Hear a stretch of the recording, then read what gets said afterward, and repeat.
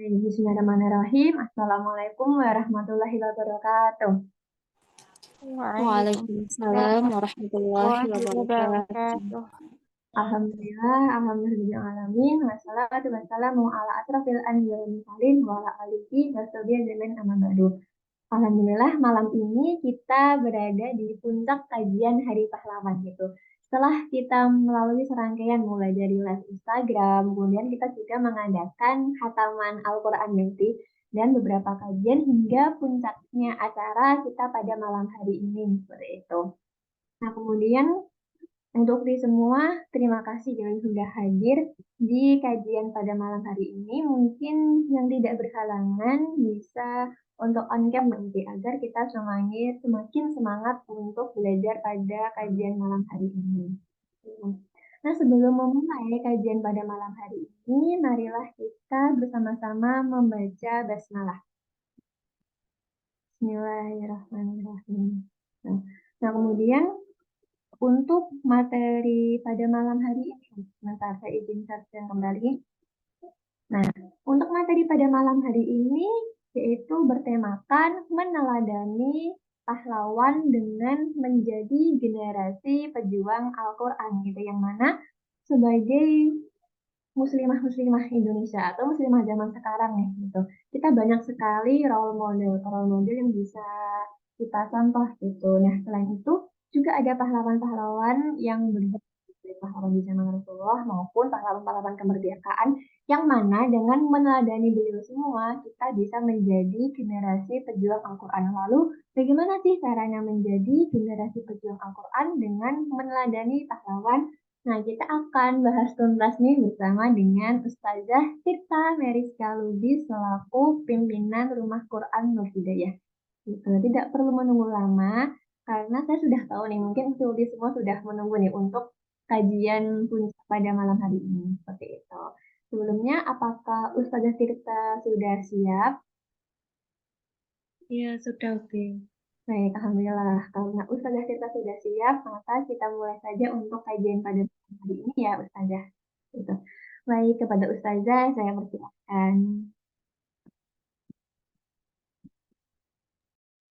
Bismillahirrahmanirrahim. Assalamualaikum warahmatullahi wabarakatuh. Waalaikumsalam warahmatullahi wabarakatuh. Kita jawab kompak ya salamnya. Setelah sekian lama kita tidak bertemu secara online, kita ulangi lagi jawab salamnya bersama-sama dengan penuh kekompakan dan kekhusyuan. Bismillahirrahmanirrahim. Assalamualaikum warahmatullahi wabarakatuh. Waalaikumsalam warahmatullahi wabarakatuh. Alhamdulillahirabbil alamin. Wassalatu wassalamu ala asrofil anbiya'i wal mursalin wa ala alihi wa sahbihi ajmain amma ba'du. Rabbi shrahli sadri wa yassirli amri wahlul 'uqdatam min lisani yafqahu qawli. Alhamdulillahirabbil alamin. Yang kami hormati seluruh ustazah dan pengurus Rumah Quran Nur Hidayah, yang kami cintai seluruh santriwati Rumah Quran Nur Hidayah, yang kami banggakan seluruh jamaah pada kajian Hari Pahlawan dari hari awal sampai hari ini di puncaknya. Alhamdulillah pada malam hari ini kita bisa bertemu kembali karena hampir setiap hari kita melakukan kajian dan di sela-sela kajian kita melakukan khataman. Masya Allah, 1 minggu yang produktif untuk kita semua insya Allah. Jadi malam harinya kita belajar, kemudian pagi sampai sorenya kita membaca Al-Quran. Insya Allah. Alhamdulillah, semoga 1 minggu kemarin menjadi 1 minggu yang berkesan bagi ukti semuanya, yang semoga menjadi motivasi juga untuk menjalani minggu-minggu ke depannya. Alhamdulillah 1 minggu yang lalu bisa menjalani hari-hari yang padat.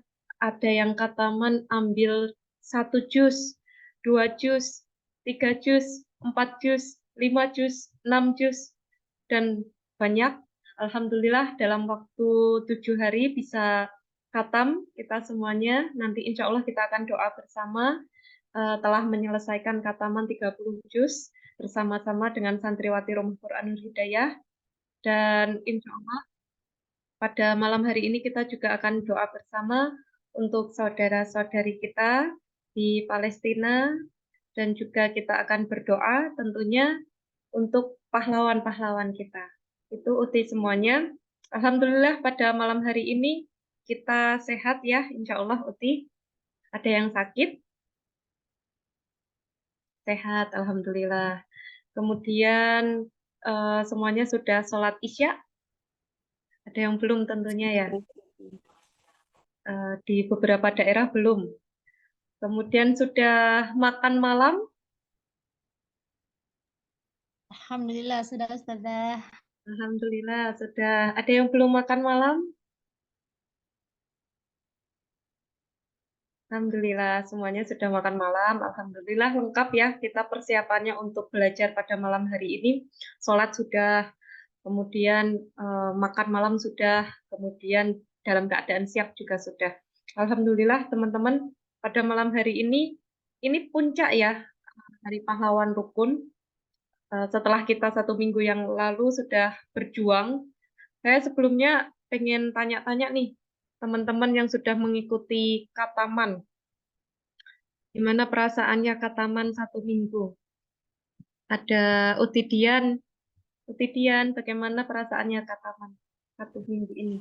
Malamnya langsung kajian, aktif ya setiap hari ikut juga. Alhamdulillah Ustazah. Bagaimana perasaannya? Perasaannya tentu senang. Alhamdulillah bisa sama-sama menghatamkan Al-Quran. Iya. Alhamdulillah. Terima kasih Utidian. Kemudian ada Uti Elsha. Uti Elsha, bagaimana 1 minggunya Kataman, kemudian kajian malam harinya? Bisa di-unmute. Alhamdulillah Ustazah, terima kasih Ustazah udah memotivasi, nyemangatin juga kita semua. Alhamdulillah senang, dan kalau bisa sih berlanjut Ustazah, nanti di kelas kita juga dibikinin kayak begini. Masya Allah, Alhamdulillah. Pengen kayak berlomba-lomba, pingin gimana tuh, setiap hari tuh ada kegiatan terus, nggak hanya bengong aja gitu. Masya Allah, Alhamdulillah. Ya, saya juga ini ya.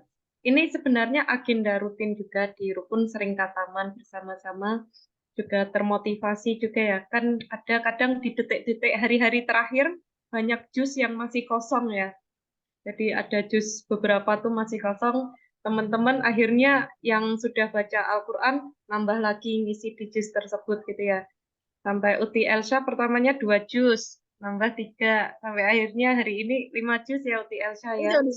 Terima kasih Ustazah, bantuan Ustazah juga dan yang lainnya. Kemudian yang lainnya udah 3 jus, udah apa? Jadi pengen terus. Masya Allah, Alhamdulillah ya. Alhamdulillah Ustazah. Semangat terus istiqomah. Insya Allah Ustazah, mudah-mudahan terus ya Ustazah. Amin, amin. Semangat Uti Elsha. Ya semangat Ustazah. Ya. Terus Ibu Sri Linda ikut Kataman Ibu kemarin. Ya, alhamdulillah saya 2 juz. Karena tadinya tidak tahu, dikira teh pas hari hanya. Jadi saya tidak dari awal, tidak dari 7 hari itu. Jadi pas hari-hari terakhir saya baru baru baca aku. Masya Allah, Alhamdulillah. Bisa ya 2 juz hari-hari terakhir ya Bu Sri Linda ya. Saja. 1 hari 1 juz. Masya Allah, one day one juz tilawah. Semoga istiqomah teman-teman semuanya. Di hari-hari berikutnya kita tancapkan pada diri kita punya target ya. Dulu para santriwati rukun itu tidak menyangka ya bahwa bisa ya saya 1 bulan tilawah 1 juz gitu. Karena beberapa orang mungkin tilawah bisa 1 juz itu perjuangan. Jadi ada yang 3 bulan, ada yang 5 bulan. Alhamdulillah wasilah komunitas ini ya, Halaqah Quran ini kemudian bisa pelan-pelan 1 juz, bisa 4 bulan, bisa 3 bulan, 2 bulan. 1 bulan sampai akhirnya bisa dalam 1 minggu bisa 1 juz. Bahkan seperti teman-teman juga memulai ya 1 minggu 1 juz. Kemarin banyak yang ngechat Ustazah Tirta ya. Ustazah ini maksudnya gimana? Berarti kami harus tilawahnya minimal 1 juz. Ya, 1 juz gitu. Ya Allah Ustazah mana bisa 1 minggu 1 juz. Kalau kita nggak yakin ya mana bisa. Tapi kalau kita mau berusaha, mau Bismillah saya tulis dulu. Bismillah entah nanti seperti apa realitanya, saya punya keyakinan bahwa saya ingin untuk bisa mengkatamkan bareng teman-teman, saya ambil bagian 1 juz gitu. Nggak apa-apa saya tulis juz 30 gitu. Kan beberapa surah mungkin sudah ada yang hafal. Gitu teman-teman. Alhamdulillah tidak menyangka ya, ternyata sederhana program kita ngelis 30 angka, kemudian diisi sendiri nama masing-masing, kemudian dicentangin sendiri, akhirnya jadi habit. Kok saya kemarin-kemarin bisa 1 minggu 1 juz, masa di minggu berikutnya saya nggak bisa sih gitu. Jadi itu untuk habit kebiasaan ke depannya. Itu teman-teman, itu untuk review kataman. Semoga habit 1 minggu bisa menjadi habit seterusnya. Kita akan bahas pada malam hari ini adalah tentang Hari Pahlawan, teman-teman semuanya, 10 November. Teman-teman pasti semuanya sudah hafal ya tentang sejarah Hari Pahlawan ya. Kenapa 10 November? Peristiwanya ada di Surabaya ya. Ketika saat itu Bung Tomo dengan semangatnya orasi untuk membakar semangat anak-anak muda, orang-orang di Surabaya untuk berani menentang penjajahan. Sampai akhirnya melakukan hal-hal yang di luar prediksi. Keberaniannya luar biasa. Dan di peristiwa 10 November itu memang banyak darah yang jatuh, banyak tumpah darah. Tapi dari sanalah kita bisa akhirnya memperingati hari itu sebagai Hari Pahlawan. Karena tumpah darahnya para orang-orang tersebut adalah tumpah darah yang luar biasa. Tumpah darah yang digunakan untuk memperjuangkan kemerdekaan Indonesia. Yang awalnya kita dijajah, yang kemudian kita bisa menjadi merdeka, teman-teman semuanya. Kemudian teman-teman semuanya, kita mengetahui bahwa Hari Pahlawan itu didapatkan dengan peristiwa yang luar biasa. Banyaknya orang yang meninggal, banyaknya orang-orang yang disiksa, karena kita dijajah sebelumnya, teman-teman. Saya di sini ada rukun kids ya. Ada rukun kids, di sini kita belajar juga tentang sejarah. Sejarah di mata pelajarannya anak-anak SD. Mungkin beberapa teman-teman di sekolah, adik-adik tersebut di sekolah mempelajari sejarah hanya langsung inti poinnya. Langsung Hari Kemerdekaan Indonesia kapan? Kemudian peristiwa Rengas Dengklok bagaimana? Kemudian yang membacakan teks proklamasi siapa? Isi teks proklamasi apa? Gitu. Tapi ketika adik-adik ya belajar tentang sejarah, baik sejarah Islam maupun sejarah bangsa Indonesia, di rukun kids para pengajarnya, baik ustazah maupun pengajar guru lainnya, selalu menyampaikan dari dasarnya, teman-teman semuanya. Karena kalau kita pengen mempelajari masa depan, kita harus belajar dari masa lalu. Banyak hal-hal yang bisa diambil, kebaikan-kebaikan di masa lalu, yang bisa kita pertahankan untuk ada di masa depan. Ada juga hal-hal yang buruk di masa lalu, yang jangan sampai kita lakukan di masa depan.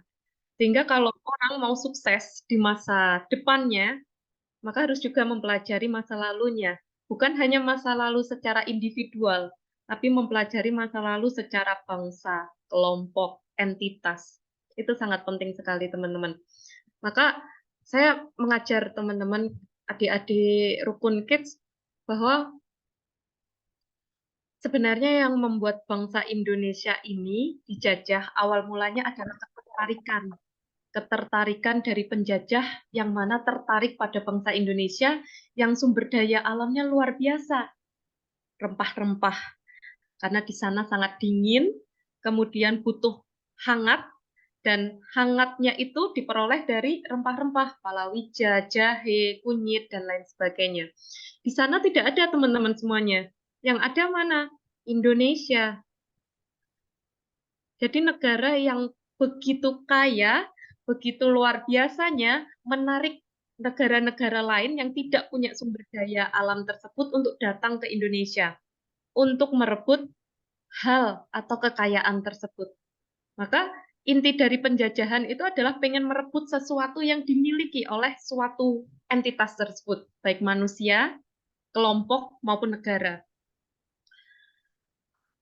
Negara Indonesia punya kekayaan yang bernama rempah-rempah saat itu ya teman-teman, sumber daya alam yang luar biasa. Akhirnya negara-negara lain berbondong-bondong ke Indonesia untuk bisa mengeruk sumber daya alam Indonesia sebanyak-banyaknya. Mulai dari Maluku, dijajah terlebih dahulu, kemudian merembet ke berbagai daerah yang lainnya. Dari satu negara yang menjajah berhasil diusir, kemudian negara lain datang, kemudian diusir lagi, negara lain datang, diusir lagi, dan lain sebagainya. Itu menandakan apa teman-teman? Indonesia kaya. Indonesia kaya yang menarik perhatian negara lain untuk datang. Untuk datang bukan hanya untuk mengambil, tapi mengeruk habis-habisan. Tapi kita harus bersyukur teman-teman, dengan adanya peristiwa itu ada hikmahnya, bahwa ketika suatu entitas, kelompok atau negara dijajah, maka jangan sampai kita berdiam diri. Kalau misalnya pada saat itu negara yang menjajah kita itu tidak diusir oleh para pahlawan, mungkin yang lainnya akan ikut juga menjajah. Ya, jadi ketika entitas negara dijajah, jangan sampai kita diam saja, teman-teman semuanya. Kita jangan sampai diam saja, tapi kita berusaha juga untuk bisa bertahan dan melawan. Ya, bertahan dan juga melawan. Itu teman-teman semuanya. Maka pada malam hari ini kita mulai belajar, sebentar teman-teman.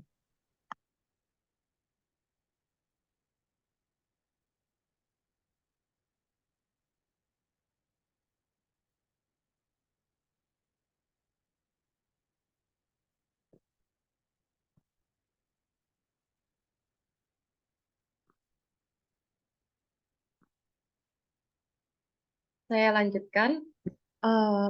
Jadi ketika suatu entitas apapun dijajah, jangan sampai kita diam saja. Tapi kita berusaha bertahan, minimal bertahan, lalu melawan. Itu teman-teman semuanya.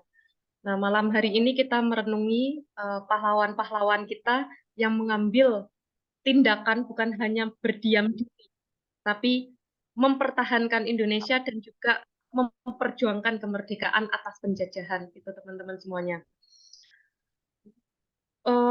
Tapi kita pada malam hari ini merenunginya bukan dari segi sejarah saja ya teman-teman, meneladani secara kita harus upacara, kita harus sesuai dengan Pancasila, kita harus menjaga persatuan dan kesatuan. Kita tidak belajar secara sejarah tematik ya, tapi kita belajar di sini meneladani pahlawan dengan menjadi generasi pejuang Al-Quran. Jadi kita fokus menjadi generasi pejuang Al-Quran. Tapi sebelumnya kita belajar dulu bahwa sebelum kita masuk ke pembelajaran, kita harus termotivasi dulu ya. Termotivasi dulu bahwa sebagai perempuan, di sini kajiannya khusus muslimah, kita harus semangat terus untuk menuntut ilmu. Jangan malas. Jangan malas menuntut ilmu karena ilmu itu terus ada. Semakin kita tidak mau belajar, padahal ilmu itu terus berkembang, teman-teman semuanya. Setidaknya kita belajar ilmu syar'i. Ilmu syar'i yang ilmu-ilmu di mana kita mempelajarinya, kita bisa semakin dekat kepada Allah, kita bisa mencintai lebih kepada Rasulullah, kita menjadi semakin semangat untuk beribadah dan berdakwah. Di sini ada motivasi dari Imam Asy-Syafi'i, ulama terkenal kita. Yang pertama, jika kamu tidak tahan terhadap penatnya belajar, maka kamu akan menanggung bahayanya kebodohan. 1 bulan yang lalu, 1 tahun yang lalu, mungkin kita berawal masa-masa hijrah kita. Ternyata pada masa hijrah, kita jadi tahu kalau orang pengen hidup bahagia harus dengan ilmu. Ternyata ketika kita masuk halaqah ilmu, tidak semudah itu, bukan? Ada saja tantangan-tantangannya. Manajemen waktu, kemudian ada susahnya, ilmunya dipelajari, kemudian dipraktekkan nggak bisa-bisa, akhirnya membuat kita nangis terus, sedih terus. Nah, disinilah jadi motivasi teman-teman. Jika kita tidak tahan penatnya belajar, maka siap-siaplah kita menanggung perihnya kebodohan. Nggak apa-apa kita merasakan sakit dalam belajar. Nggak apa-apa kita merasakan penat dalam belajar. Daripada kita kelak merasakan perihnya, bahayanya kebodohan. Karena salah satu kenikmatan yang luar biasa yang ada di dunia ini adalah berilmu. Ya, salah satu kenikmatan yang luar biasa di dunia ini adalah berilmu. Maka ketika orang mempunyai kesempatan untuk menuntut ilmu, itu adalah kenikmatan yang tak terhingga rasanya. Karena tidak semuanya mendapatkan hidayah untuk menuntut ilmu. Tidak semuanya mendapatkan kesempatan untuk menuntut ilmu. Itu teman-teman. Contoh pada malam hari ini. Tidak semuanya mendapatkan hidayah untuk menuntut ilmu. Tidak semuanya mendapatkan kesempatan masuk Zoom. Ada waktunya untuk belajar. Kemudian ada sehatnya untuk belajar. Tidak semua dapat kesempatan itu. Maka orang-orang yang mendapatkan kesempatan untuk belajar adalah orang-orang yang mendapatkan kenikmatan dunia yang luar biasa. Gitu teman-teman semuanya. Maka ketika kita ada di halaqah offline maupun halaqah online, belajar dimanapun, rasanya kadang berat. Perjalanannya, kemudian pas mendengarkan ustadz atau ustazahnya, mengerjakan PR-nya, mengerjakan prakteknya, berat sekali. Tapi bagaimana mindset kita yang perlu kita atur? Ya Allah, saya lebih baik menahan penatnya belajar daripada kelak saya menanggung bahayanya. Itu teman-teman semuanya. Kemudian yang berikutnya, yang kedua, motivasi kita adalah siapa yang menghendaki kehidupan dunia, maka harus disertai dengan ilmu. Dan siapa yang menghendaki kehidupan akhirat juga harus dengan ilmu. Kalau kita pengen bahagia di dunia dengan ilmu, ada banyak ilmu-ilmu tentang kebahagiaan. Belajar tentang ilmu syar'i, ilmu fikih, ilmu Islam. Dengan itu kita jadi tahu amal-amal kita sesuai dengan pedoman syariat. Kita jadi tahu bacaan-bacaan sholat kita benar atau tidak. Kita jadi tahu amalan-amalan yang kita lakukan ini benar atau tidak. Dengan ilmu. Kalau kita mengandalkan ilmu masa kecil kita ya, ilmu masa kecil kita yang kita tidak mau terus upgrade ya, akhirnya ilmu yang kita dapatkan sekarang di masa dewasa maupun lansia, ya ini dari kecil saya memang seperti ini, gitu. Itu banyak sekali teman-teman. Misalnya ketika saya mengajar ibu-ibu ataupun nenek-nenek, mohon maaf ibu,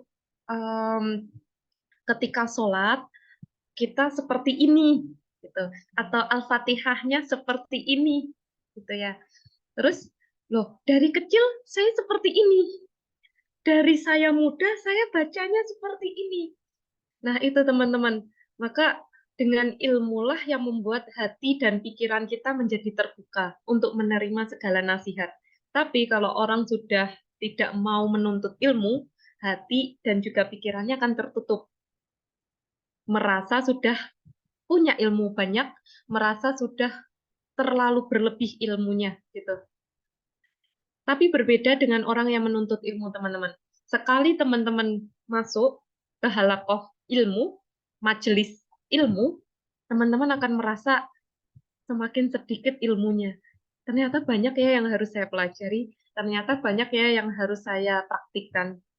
Itulah bedanya orang-orang yang semangat menuntut ilmu dengan orang-orang yang menutup dirinya dengan tembok-tembok pembatas dari keilmuan. Tuh. Kemudian yang ketiga, ilmu itu seperti air. Jika ia tidak bergerak, maka ia akan menjadi keruh lalu membusuk. Nah, pada malam hari ini, pada malam kemarin, malam-malam sebelumnya di Rukun setidaknya ada 6 kajian, baik di live Instagram maupun di Zoom. Ketika teman-teman dapat ilmunya, sebarkan itu kepada orang lain. Mungkin ilmu teman-teman ada di pikiran dan juga di buku catatan, tapi alangkah baiknya seperti apapun, bagaimanapun dialirkan kepada orang. Dengan cara apapun, misalnya menuliskan di status, misalkan menulis kemudian di-share di grup, dan lain sebagainya. Atau ketika kajian ketemu dengan teman-temannya, ayo baca Al-Fatihahnya seperti ini, kemarin saya kajian baca Al-Fatihahnya seperti itu, gitu. Nah, dan lain sebagainya. Nah, sampaikanlah walau satu ayat. Sampaikanlah walaupun terkadang kita merasa bahwa kita belum kompeten di hal itu. Tapi kita udah dapat ilmu dari guru kita sampaikan. Karena ketika ilmu itu tidak disampaikan, akhirnya dia tidak bergerak. Dengan tidak bergeraknya akhirnya keruh, lalu membusuk. Itu teman-teman. Barokahnya ilmu itu dari mana? Barokahnya ilmu, apakah ilmu itu bermanfaat atau tidak? Apakah ilmu itu diamalkan atau tidak? Ataukah ilmu itu diajarkan atau tidak? Itu teman-teman. Jadi kalau kita mau ngecek ilmu kita sudah barokah atau belum, kita cek apakah ini bermanfaat nggak untuk saya pribadi, minimal Al-Fatihah saya, tahsin saya, hafalan Quran saya, minimal untuk saya pribadi. Kemudian yang kedua, sudah diamalkan belum? Oh, hafalan Al-Fatihah saya, hafalan Quran saya sudah saya amalkan di sholat wajib, di sholat sunnah. Gitu. Kemudian, apakah sudah saya ajarkan belum? Oh, saya punya anak, saya ajarkan kepada anak saya. Saya punya saudari-saudari, saya ajarkan. Nah, dicek 3 hal itu, teman-teman, bermanfaat untuk diri saya pribadi, orang lain, atau kita amalkan atau enggak, atau kita ajarkan atau enggak. Gitu. Kita bahas tentang Al-Quran, teman-teman semuanya. Kita bahas untuk motivasi kita ya. Ada sahabat Nabi pecinta Al-Quran. Karena saya punya prinsip bahwa pahlawan yang luar biasa itu kita bukan hanya membahas pahlawan Indonesia ya. Kita membahas juga pahlawan-pahlawan agama kita, pahlawan di Islam. Salah beberapa contohnya adalah sahabat Nabi kita, pecinta Al-Quran. Yang pertama adalah Utsman bin Affan, teman-teman semuanya. Di zaman Utsman bin Affan, kekhalifahannya, beliau berhasil untuk menghimpun Al-Quran yang banyak, ya, yang banyak dituliskan di berbagai tempat, ya. Akhirnya jadi satu mushaf. Akhirnya jadi satu mushaf di zaman Utsman bin Affan. Kemudian beliau pernah juga ya, ini di akhir hidupnya, beliau syahid disekap selama 40 hari di rumah beliau. Dan dalam keadaan apa, teman-teman? Meninggalnya dalam keadaan membaca Al-Quran. Itu menjadikan kita pembelajaran bahwa kita akan sesuai dengan kebiasaan kita. Kita akan sesuai matinya, sesuai dengan hidupnya kita. Apa yang kita lakukan di dunia akan menentukan, teman-teman, bagaimana nanti kita akan meninggalkan dunia. Apa yang kita lakukan di dunia akan menentukan bagaimana kita meninggalkan dunia. Banyak orang-orang yang sudah mendahului kita meninggal dalam keadaan husnul khotimah. Ada yang membaca Al-Quran, ada yang sedang sholat, ada yang sedang berpuasa, ada yang sedang tilawah Al-Quran, murojaah Al-Quran, ada yang sedang bersedekah, ada yang sedang berdakwah. Itu teman-teman semuanya. Maka mari kita berusaha, berikhtiar, ya Allah, saya berikhtiar untuk bisa menjemput kematian terindah dengan cara mengisi hidup saya dengan hal-hal yang indah. Itu teman-teman semuanya. Banyak contoh-contoh husnul khotimah. Tapi tidak sedikit juga contoh-contoh su'ul khotimah. Na'udzubillahi min dzalik. Ada orang-orang yang meninggal dalam keadaan berada di diskotik. Ada yang meninggal dalam keadaan berzina. Ada yang meninggal dalam keadaan masih terlilit riba. Ada yang meninggal dalam keadaan menjajah. Ada orang-orang yang meninggal dalam keadaan maksiat lainnya. Itu teman-teman semuanya.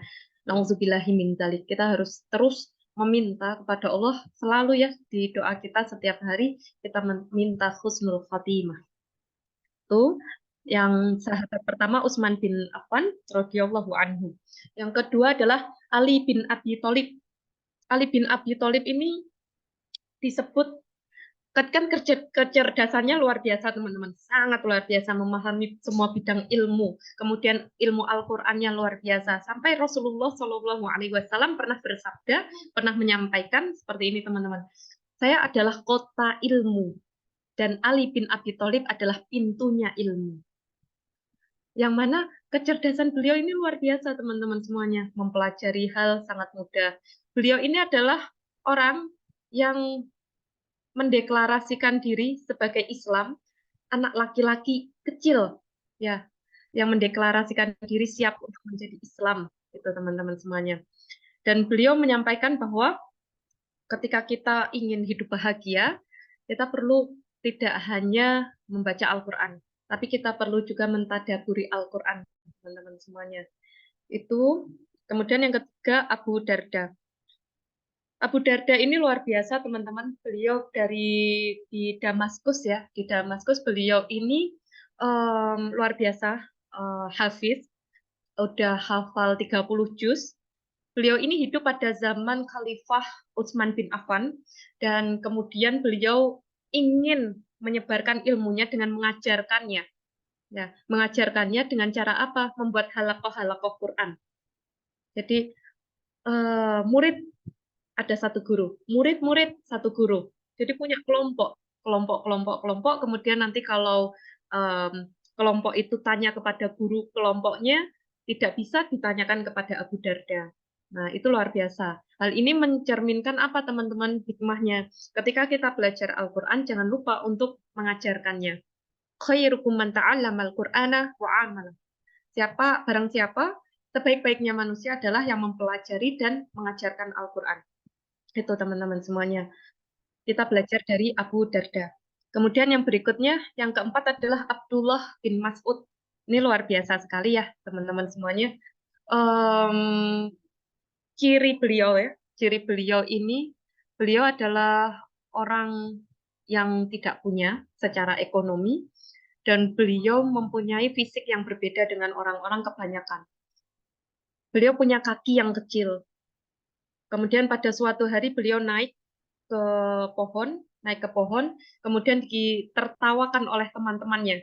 Ditertawakan karena punya kaki yang kecil, tapi berusaha untuk naik pohon. Kemudian Rasulullah datang, kemudian menyampaikan bahwa sesungguhnya kaki Ibnu Mas'ud di timbangan Allah pada hari kiamat itu jauh lebih berat daripada gunung Uhud. Ya. Itu hikmahnya apa bagi kita teman-teman? Ketika kita belajar Al-Quran, jangan sampai kita melihat latar belakang lain-lain. Kita punya hak dan kewajiban untuk belajar Al-Quran. Entah fisik seperti apa, entah ekonomi seperti apa, kita punya hak yang sama untuk belajar Al-Quran. Teman-teman semuanya. Di sini, Masya Allah teman-teman, pada saat itu Rasulullah meminta ya kepada Abdullah bin Mas'ud. Beliau ini qori ya, bacaan Al-Qurannya sangat indah.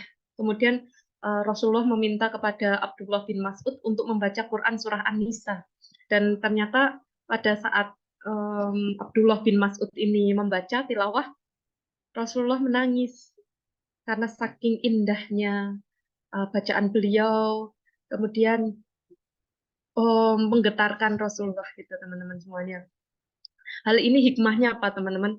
Ketika kita membaca Al-Quran, ya membaca Al-Quran itu dengan tartil, ya sesuai dengan Quran surah Al-Anfal ayat 2, sesungguhnya orang-orang yang beriman adalah mereka apabila disebut nama Allah bergetar hatinya. Jadi ketika kita membaca Al-Quran ya, orang yang mendengarkan diri kita ketika bacanya itu tartil, perlahan-lahan, memaknainya, maka hati kita itu akan bergetar.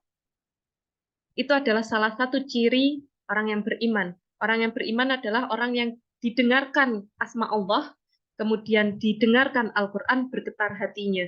Itu salah satu ciri orang-orang yang beriman. Quran surah Al-Anfal ayat 2.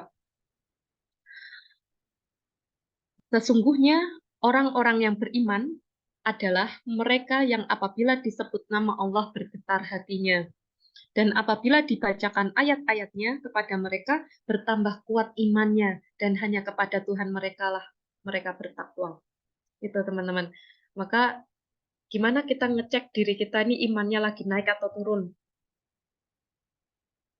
Kita coba datang kepada halaqah Quran online maupun offline atau mendengarkan murotal. Apakah ketika mendengarkan Quran tersebut hati kita bergetar atau tidak? Atau biasa saja mengalir? Gitu teman-teman. Jadi itu untuk ngecek diri kita imannya lagi di mana. Gitu. Kemudian yang berikutnya kita sudah belajar tadi sahabat-sahabat Nabi yang pecinta Al-Quran. Sekarang kita belajar fungsi Al-Quran dalam kehidupan kita. Yang pertama, Al-Quran sebagai petunjuk. Quran Surah Al-Baqarah ayat 185. Syahru Ramadan allazi unzila fihil Qur'anu hudal linnas. Yang mana artinya bulan Ramadan adalah bulan yang di dalamnya diturunkan Al-Quran. Nah, Al-Quran ini sebagai petunjuk bagi manusia. Dan penjelasan-penjelasan mengenai petunjuk itu dan pembeda antara yang benar dan yang batil. Karena itu barang siapa di antara kamu di bulan itu maka berpuasalah dan lain sebagainya. Di sini kita mengetahui teman-teman dalam Quran Surah Al-Baqarah ayat 185 ini, Al-Quran ini sebagai petunjuk kita semua dalam hidup. Kita membeli barang, pasti ada pedomannya. Bagaimana barang ini difungsikan, bagaimana dijalankan. Dalam hidup pun Allah menciptakan kita ada pedoman. Bagaimana kita menjalani hidup. Maka ketika ada susahnya hidup atau gelisahnya hidup, larinya ke Allah melalui Al-Quran. Kita berdoa kepada Allah. Kita berdoa kepada Allah. Terus kemudian cara Allah menjawab, ya, beberapa cara Allah menjawab ya, terkadang dari bacaan Quran kita. Teman-teman mungkin ada yang belum pernah menerapkan, ada yang pernah menerapkan. Kalau teman-teman sedang dalam keadaan pusing, bingung, gelisah, pengen mendapatkan jawaban, berdoa kepada Allah, ya, teman-teman minta kepada Allah ya, untuk diberikan jawaban melalui sholat istiqoroh, kemudian buka Al-Quran secara acak, gitu. Kemudian dibaca ayat pertama, yang teman-teman baca itu apa artinya. Ya, dibaca dan mungkin bisa jadi ya, itu relate dengan kegelisahannya teman-teman. Karena itu yang sedang dan pernah selama ini kami jalankan gitu teman-teman semuanya. Ada kegelisahan apa, doa kepada Allah melalui istiqoroh, kita minta petunjuk kepada Allah. Kemudian jawabannya Allah gimana gitu ya, melalui tanda-tanda. Itu pasti ada tanda-tanda insya Allah. Tapi kita coba ikhtiar juga pakai Al-Quran. Ayat pertama yang kita baca, oh ternyata saya diminta Allah seperti ini. Mungkin beberapa kali itu relate teman-teman, bahkan 90% relate gitu ya. Tuh, mungkin 10%-nya kita nggak tahu menerjemahkannya seperti apa. Nah, sebagai petunjuk. Nah, kita ada salah satu kisah yang sangat masyhur, yaitu kisah Umar bin Khattab. Itu luar biasa, ketika Al-Quran itu sebagai petunjuk, Umar bin Khattab itu orang yang sangat membenci Islam. Sangat-sangat membenci Islam dulunya. Dan saat itu, pada suatu hari, pengen membunuh Rasulullah. Kemudian di perjalanan membunuh Rasulullah ya, beliau ini sangat benci dengan Rasulullah. Karena apa? Karena dengan hadirnya Rasulullah saat itu, banyak suami istri yang berpisah, banyak orang tua yang berpisah dengan anaknya. Karena apa? Ada yang beriman dan ada yang tetap kafir. Akhirnya terpisah. Akhirnya Umar bin Khattab selaku pemimpin, akhirnya marah, pengen bunuh nih Rasulullah gitu teman-teman semuanya. Ketika di perjalanan mau membunuh Rasulullah, ada orang yang berkata, wahai Umar, mau kemana engkau? Saya mau membunuh Muhammad, itu teman-teman. Kenapa kamu membunuh Muhammad? Karena dia membuat perpecahan pada kaum kita. Kenapa kaum buru-buru membunuh Muhammad? Cek dulu, adikmu sudah Islam. Umar bin Khattab kaget dengan kata-kata dari orang tersebut. Adikku Islam, mana mungkin? Akhirnya Umar bin Khattab pulang dan ketika pulang dia ingin membunuh adiknya Fatimah. Dia ingin membunuh karena adiknya sudah Islam ya. Ternyata ketika dia akan membunuh Fatimah, Umar bin Khattab mendengarkan Fatimah sedang membaca Al-Quran.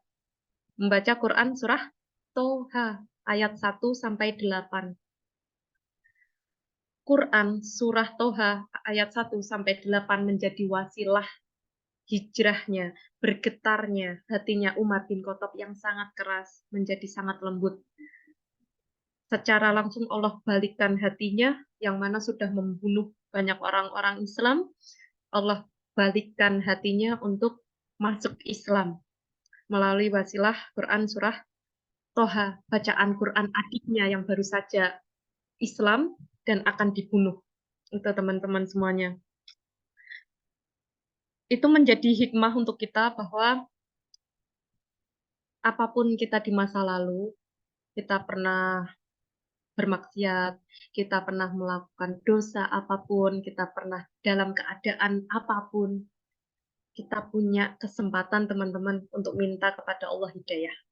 Kita punya hak untuk berdoa kepada Allah untuk dibolak-balikkan hati kita untuk istiqomah dalam hijrah kita. Ya, walaupun terkadang saat masa hijrah kita pernah terbesit, teringat masa lalu kita, pernah teringat dosa-dosa kita, pernah teringat maksiat-maksiat kita. Tapi ingatlah teman-teman, tidak mengenai masa lalu, tapi tentang masa sekarang kita sudah hijrah dan masa ke depan kita berusaha istiqomah. Kita belajar dari kisah Umar bin Khattab ini adalah Umar bin Khattab sudah membunuh banyak orang, teman-teman. Sudah luar biasa untuk berdosanya saat itu ya, teman-teman. Tapi ketika Allah sudah tancapkan cahaya hidayah kepada hatinya, maka dia akan menjadi hijrah dan sampai bisa menjadi sahabat Rasulullah yang membela Rasulullah. Itu teman-teman semuanya. Terus kemudian yang kedua adalah Al-Quran sebagai obat. Ya, Al-Quran sebagai obat, kita ada di Quran surah Al-Isra ayat 82.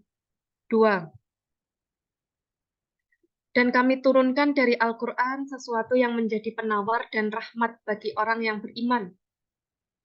Sedangkan bagi orang yang zalim, Al-Quran hanya akan menambah kerugian. Jadi Al-Quran ini sebagai obat teman-teman dalam kehidupan kita ya. Obat apa saja? Obat fisik bisa, obat hati bisa, obat kegelisahan, kesedihan bisa, gitu teman-teman semuanya. Maka ketika kita pengen berobat ya, kita datangi Al-Quran dulu ya. Kita datangi Al-Quran dulu, misalnya kita baca Al-Fatihah di air minum kita ya. Air minum kita, kemudian kita tiup, kemudian kita minum. Kita doa, ya Allah semoga menjadi perantara kesembuhan bagi saya, diminum. Kemudian kita baca Al-Fatihah berkali-kali di anggota badan yang sakit, kita elus-elus ya, kita elus-elus.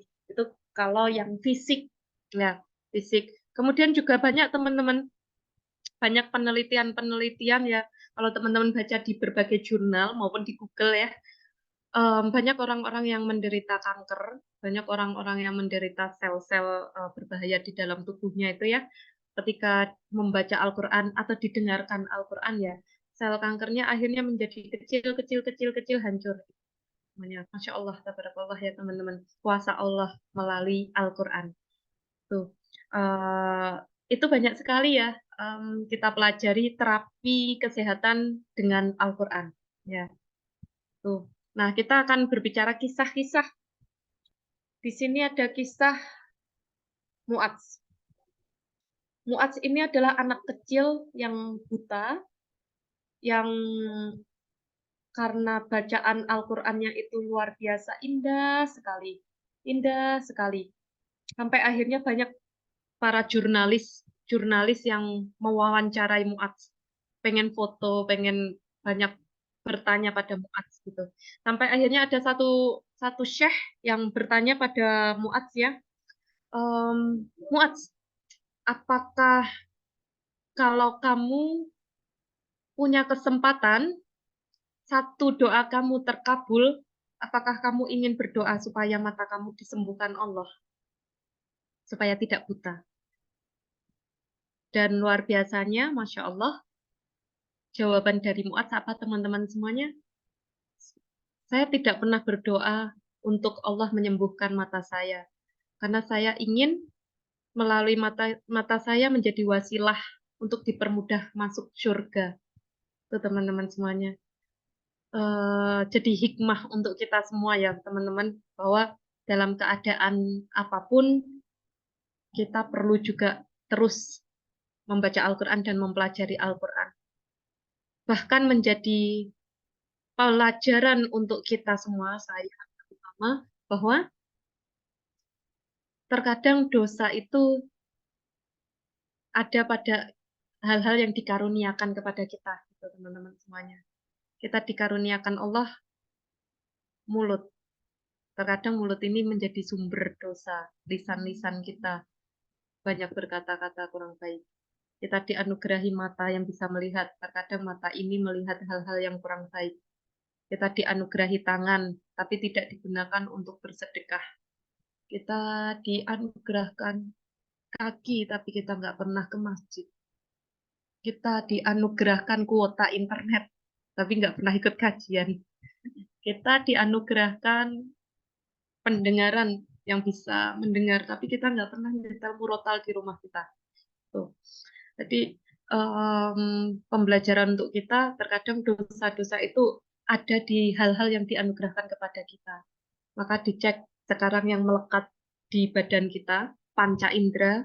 Ya Allah, mata saya digunakan untuk apa ya? Lidah saya digunakan untuk apa ya? Hidung saya digunakan untuk apa ya? Telinga saya digunakan untuk apa ya? Apakah menjadi nanti malah pemberat dosa? Ataukah menjadi pemberat pahala? Teman-teman semuanya. Kemudian ada kisah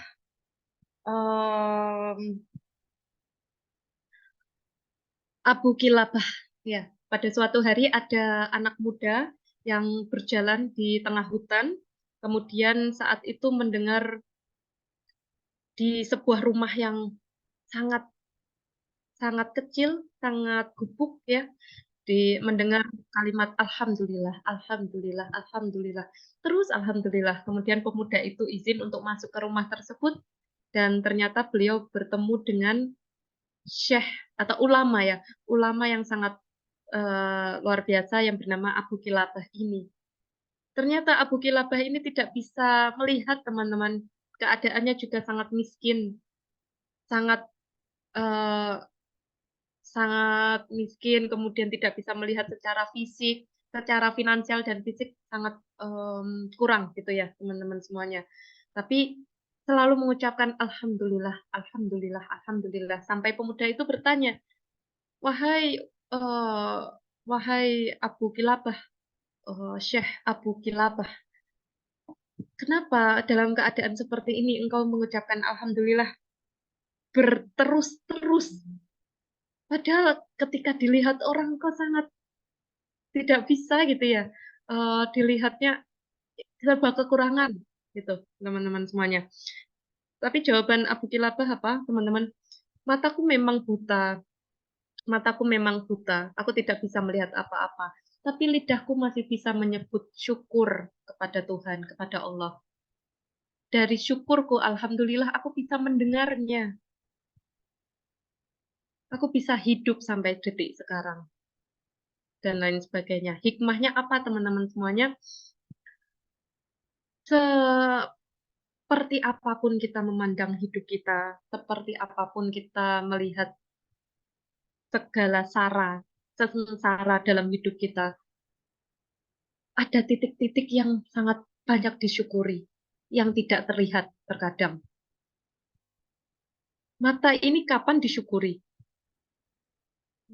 Mulut ini kapan disyukuri? Rumah ini kapan disyukuri? Al-Quran ini kapan disyukuri? Kapan kita mengucapkan alhamdulillah ya Allah saya punya mata, alhamdulillah ya Allah saya punya HP, ya Allah alhamdulillah saya punya ini dan lain sebagainya. Engkau karuniai segala hal ini, engkau titipi kepada hamba, semoga menjadi jalan ibadah hamba. Karena terkadang kita fokus kepada sengsaranya, tapi kita tidak fokus kepada hal-hal yang perlu kita syukurinya. Itu teman-teman semuanya. Jadi ketika teman-teman sedang ngobrol sama diri sendiri, hidupku kok kayak gini ya, hidupku kok kayak gitu ya. Diingat-ingat, ada hal-hal luar biasa yang tidak terlihat oleh diri kita karena fokus kepada sengsaranya, bukan fokus kepada hal yang disyukurinya. Itu teman-teman. Terkadang Allah menguji kita ya, menguji kita, diambil kesehatan kita ya, dengan adanya sakit di beberapa anggota tubuh. Supaya apa? Supaya mengingatkan kita bahwa anggota tubuh itu masih ada dan juga jarang digunakan untuk beribadah atau jarang disyukuri. Akhirnya Allah cabut kesehatan di anggota tubuh tersebut gitu teman-teman. Pernah teman-teman misalnya sedang sakit sariawan misalnya ya. Pernah pastinya teman-teman semuanya sakit sariawan. Kemudian saat itu pernahkah terbesit teman-teman, ya Allah, saya sariawan sulit berbicara. Oh, berarti Engkau berikan saya motivasi untuk mensyukuri ya, mensyukuri nikmat yang selama ini saya lupakan, teman-teman semuanya. Kemudian yang berikutnya, ini teman-teman semuanya.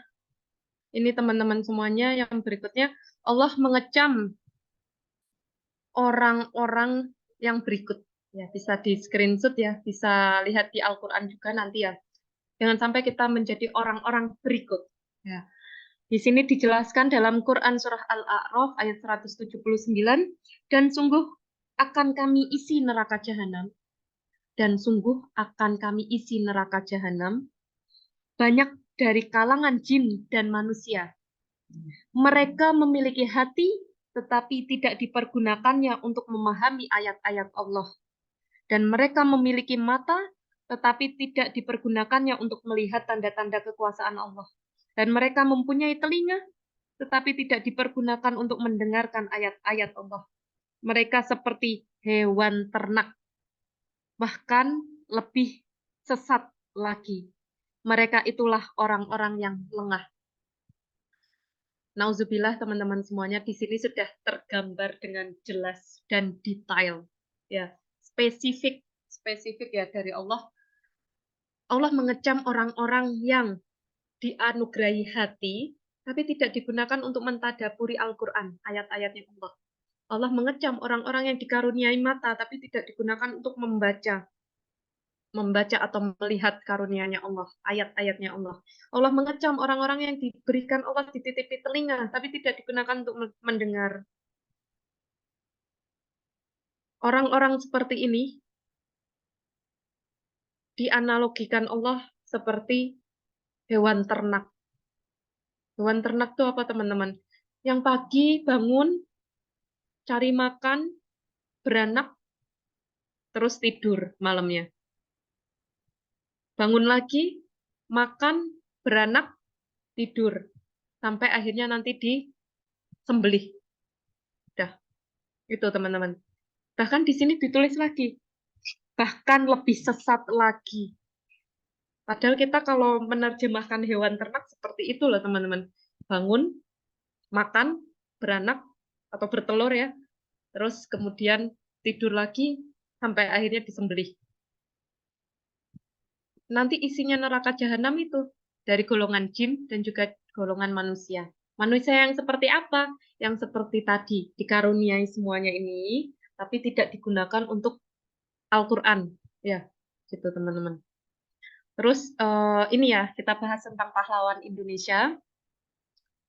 Pahlawan Indonesia itu luar biasa, punya energi yang besar, punya semangat yang besar, tidak luput dari energi input yang mereka masukkan dalam diri mereka. Ingat ya, output kita ya, output, hal yang keluar dari diri kita, lisan kita, pemikiran kita, tindakan kita, semua bergantung dari input kita. Output kita tergantung dari input kita. Inputnya dari mana? Dari mata, dari telinga, gitu teman-teman semuanya. Dari makanan. Nah, Jadi diperhatikan makanan yang masuk ke dalam diri kita, hal yang kita lihat, hal yang kita dengarkan. Karena input itu akan berpengaruh pada output kita, teman-teman semuanya. Nah, pahlawan dengan energi yang luar biasa itu berarti juga punya inputnya yang luar biasa. Banyak sekali pahlawan-pahlawan itu yang pejuang Islam, teman-teman. Tapi pada malam hari ini kita akan fokus ya kepada satu pahlawan ya. Satu pahlawan yang menjadi inspirasi kita semuanya. Diperingati pada bulan April. Siapa? Biasanya pakai kebaya. Kalau di sekolah-sekolah. Raden Ajeng Kartini. Masya Allah, betul. Raden Ajeng Kartini. Sebenarnya Raden Ajeng Kartini ini adalah santriwati loh teman-teman semuanya. Tapi di foto-foto yang beredar tuh banyaknya dianalogikan beliau jarang dekat dengan agama ya. Tapi kalau teman-teman baca sejarah beliau, bahkan nonton film beliau, ya beliau ini tuh keturunan dari orang-orang yang luar biasa terkait agama, kedekatannya dengan agama. Lihat ya, Ibunda Kartini adalah putri seorang muslim yang taat dari pasangan Nyai Hajah Siti Aminah, sementara kakeknya adalah seorang guru agama di Jepara, Kiai Haji Mardirono gitu. Nah, di filmnya ya, saya nonton filmnya itu sampai tersendu-sendu ya. Film Raden Ajeng Kartini. Beliau ini bertemu dengan Kiai Soleh saat itu, Kiai Soleh Darat, yang merupakan momen bersejarah dan mencerahkan. Saat itu beliau protes kepada Kiai Soleh ya. Ini kenapa Al-Quran bahasanya bahasa Arab, sedangkan kami nggak ngerti artinya. Gitu. Nggak ngerti artinya. Dan pada saat itu tidak dibolehkan Al-Quran diterjemahkan ke dalam bahasa lain ya. Di sini bahasa Jawa, karena Kartini kan dari Jawa ya. Mulanya Kartini berpikiran sinis terhadap Islam, lantaran kitab suci Al-Quran yang berbahasa Arab tidak boleh diterjemahkan ke dalam bahasa Jawa. Jadi beliau ini memperjuangkan teman-teman supaya apa yang dibaca, Al-Quran yang dibaca, kita paham apa yang kita baca. Jangan sampai kita baca Arabnya, tapi kita nggak tahu. Akhirnya beliau tuh memperjuangkan itu, teman-teman. Supaya Al-Quran yang bahasa Arab bisa diterjemahkan ke bahasa yang dimengerti. Itu, teman-teman semuanya. Nah, terkadang kita kalau bahas Kartini lebih fokus ke pendidikan untuk perempuan ya. Ini membuat les-lesan untuk perempuan di kampungnya dan lain sebagainya. Tapi jarang yang bahas bahwa Kartini ini memperjuangkan pendidikan Al-Quran. Ya, luar biasa teman-teman. Al-Quran kalau hanya dibaca saja kita nggak ngerti apa yang kita baca, tuh teman-teman. Nah, kemudian tadi sudah kita bahas pahlawan di Islam, pahlawan di Indonesia. Sekarang kita bahas kenapa sih kalau kita pengen meneladani pahlawan, kita pengen jadi pahlawan, kita perlu jadi ahlul Quran. Ya, kenapa? Keutamaan ahlul Quran. Ahlul Quran itu bukan orang-orang yang hafizah 30 juz ya. Ahlul Quran adalah orang-orang yang mempelajari Al-Quran, mencintai Al-Quran, hidupnya bersama Al-Quran, dan mengamalkan Al-Quran melalui akhlaknya, kemudian tindakannya sehari-hari. Itu teman-teman. Tapi kita tetap harus berjuang juga maksimal dalam belajar Al-Quran. Ya. Yang pertama, orang yang cinta Al-Quran itu pasti orang-orang yang berilmu.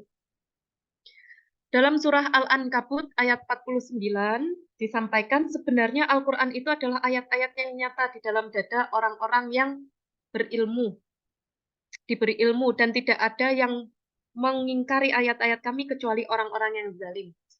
Jadi kalau kita pengen diri kita pinter, berilmu, kita pengen anak-anak kita pinter, berilmu, solih, solihah, kuncinya Al-Quran. Kuncinya Al-Quran. Itu teman-teman. Kita pernah baca ya tentang Hamas ya, tentang Hamas.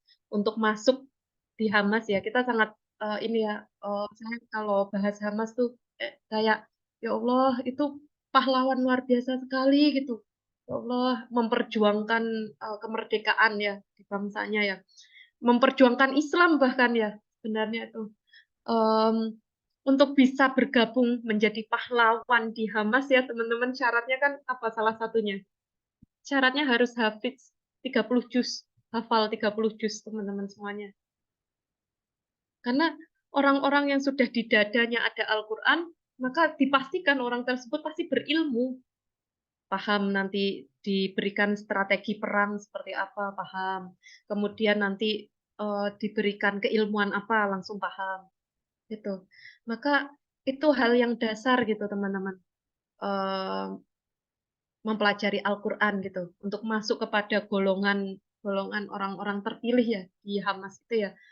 Banyak ya persyaratannya. Salah satunya yang paling utama harus hafal 30 juz gitu ya. Dan nggak boleh putus puasa sunnahnya. Bahkan saat perang pun harus tetap puasa. Gitu teman-teman. Nah, ini menjadi motivasi kita bahwa kalau kita pengen berilmu, kita pengen mudah mempelajari keilmuan, kita pengen anak-anak kita atau generasi-generasi kita pengen cerdas, syaratnya Al-Quran. Al-Quran dulu. Gitu. Al-Quran dulu. Ilmu-ilmu lainnya bisa menyusul, gitu ya. Al-Quran, adab, akhlak, gitu. Nah, kemudian yang berikutnya, yang kedua, kenapa ahlul Quran? Karena dengan menjadi ahlul Quran ini bisa meningkatkan derajat di hadapan Allah ya.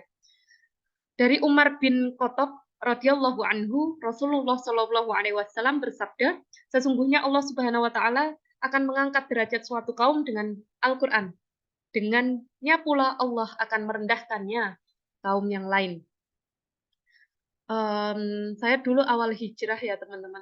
Awal hijrah juga termotivasinya dari kajian, salah satu kajian ya. Dari Ustadz Adi Hidayat ya.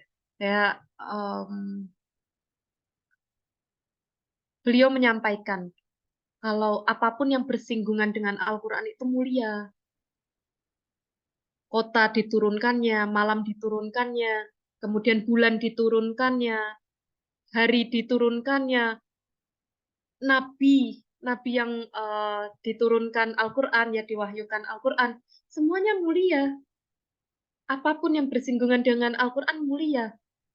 Apalagi kita manusia. Manusia di Indonesia kan banyak. Manusia di dunia ini kan banyak. Lalu apa yang membedakan manusia satu dengan yang lainnya? Derajatnya, kemuliaannya. Lalu gimana ngeceknya kemuliaannya? Ngeceknya adalah dengan Al-Qur'annya, gitu teman-teman. Kita nggak perlu membandingkan diri kita dengan orang lain ya. Tapi kita ngecek diri kita.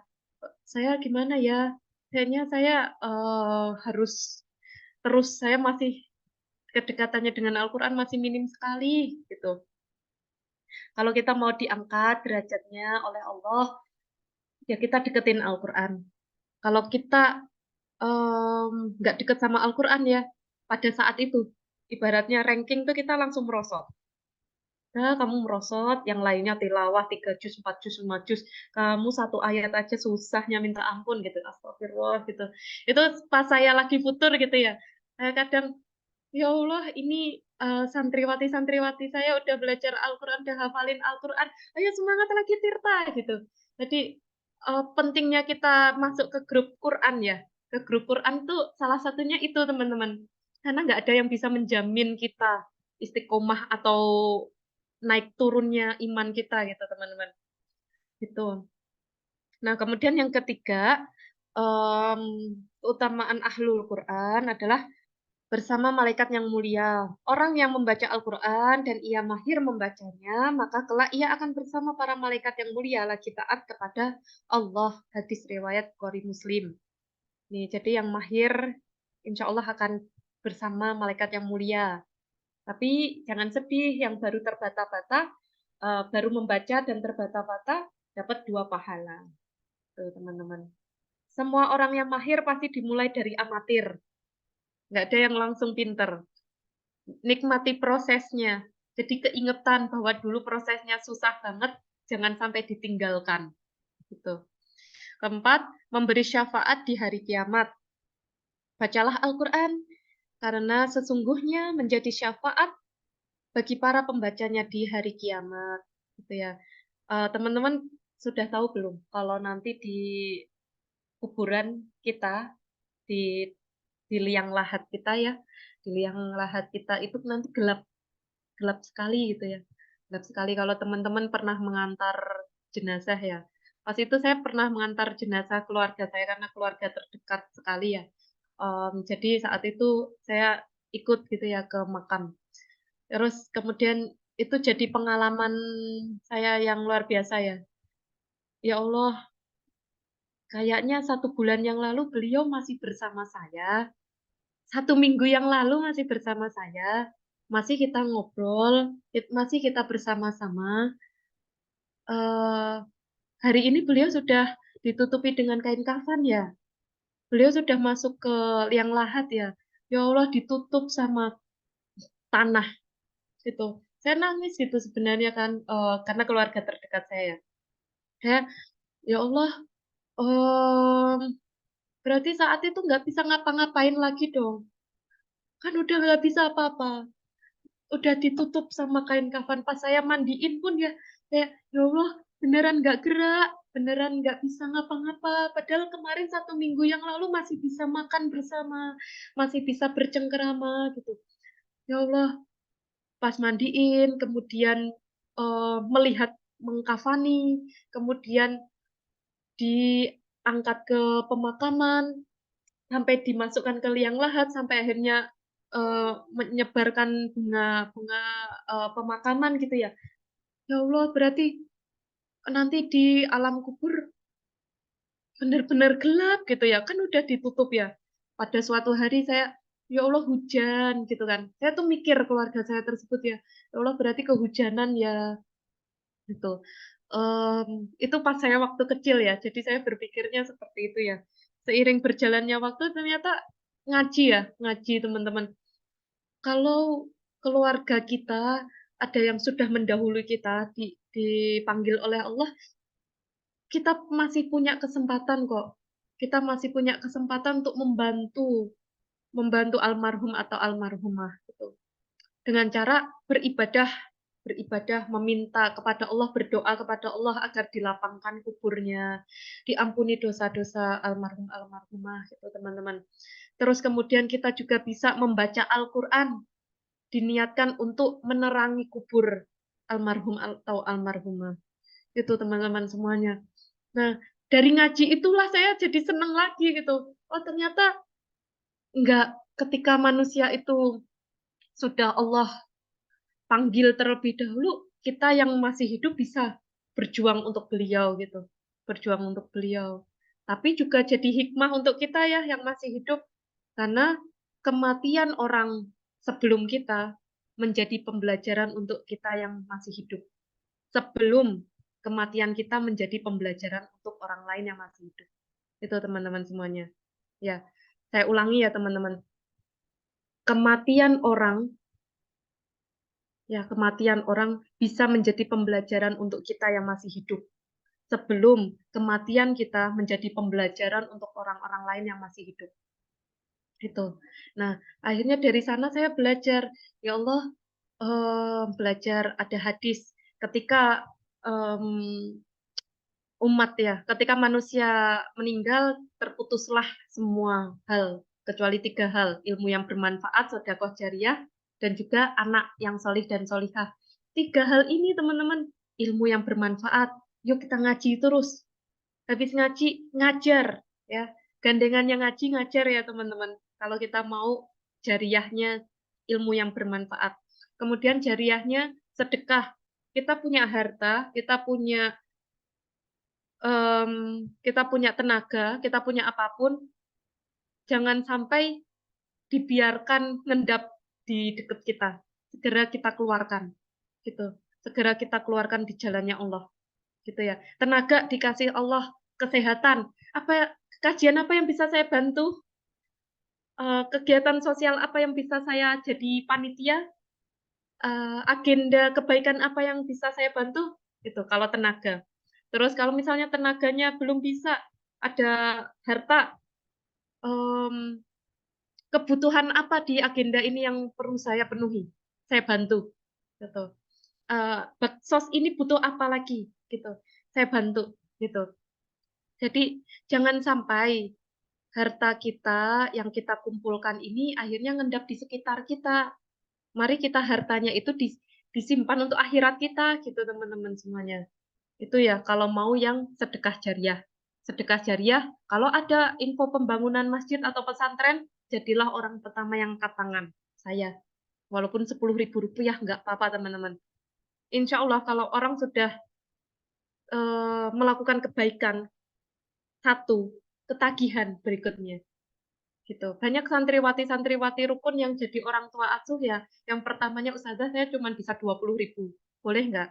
Boleh, nggak apa-apa. Sampai akhirnya 100.000, 200.000, 300.000 per bulan. Seterusnya. Karena apa? Saya minta testimoni ya. Kok bisa Uti? Maksudnya dengan Uti cerita ke saya keadaan ekonominya seperti itu, sekarang jadi orang tua asuh dengan nominal segini gitu. Ya Allah Ustazah, ketika saya mengirimkan 20.000 saya itu sebenarnya nangis. Ya Allah, 20.000 ini kecil loh sebenarnya, tapi memang uang saya bisanya sedekah 20.000 gitu. Ini saya minta ke Allah gitu. Ya Allah, saya malu dengan uang tersebut. Saya pengen Engkau mudahkan rezeki saya. Akhirnya Allah mudahkan rezeki beliau, teman-teman. Rezeki beliau dimudahkan, kemudian ada hasrat di hati untuk nambah terus. Ustazah, dengan 20.000 itu menjadi cikal bakal saya rezekinya dilancarkan oleh Allah. Izinkan saya nambah jadi 50.000. Masya Allah, Uti. Padahal sebelumnya beliau tuh cerita keadaan ekonominya tuh sangat berantakan gitu, teman-teman, kekurangan. Tapi pengen sedekah gitu ya. Saya bilang 5.000 aja nggak apa-apa kok Uti. Ya Allah Ustazah masa ya transfer 5.000 gitu ya.